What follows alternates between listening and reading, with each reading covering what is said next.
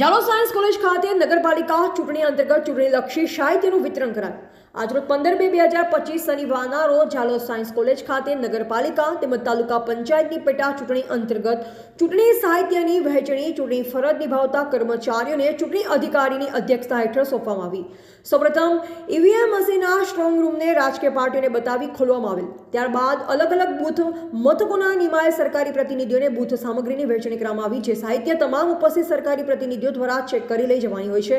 આ તમામ ચૂંટણી સાહિત્ય ચેક કર્યા બાદ સરકારી વાહન દ્વારા ચુસ્ત પોલીસ બંદોબસ્ત સાથે જે તે બૂથ મથકો પર પહોંચવાની કામગીરી ચૂંટણી અધિકારી અજય ભાટિયા દ્વારા કરવામાં આવી।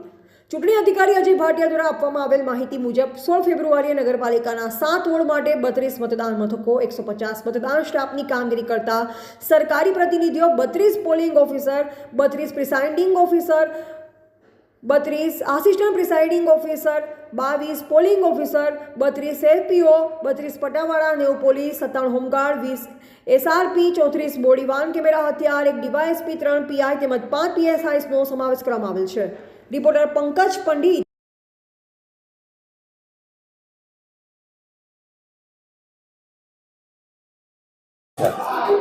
જાલોદ નગરપાલિકાની સામાન્ય ચૂંટણી અંતર્ગત આજરોજ સાયન્સ કોલેજ જાલોદ ખાતેથી મતદાન સામગ્રીનું ડિસ્પેચિંગની કામગીરી ચાલી રહી છે। જાલોદ નગરપાલિકાની સામાન્ય ચૂંટણી અંતર્ગત કુલ 7 વોર્ડની અંદર 32 મતદાન મથકો છે, જેમાં મતદાન મથકે 32 presiding officer, 32 assistant presiding officer, 22 polling officers, 32 મહિલા પોલિંગ ઓફિસર, 32 પટ્ટાવાળા સહિત 150 પોલિંગ સ્ટાફ ફરજ બજાવનાર છે।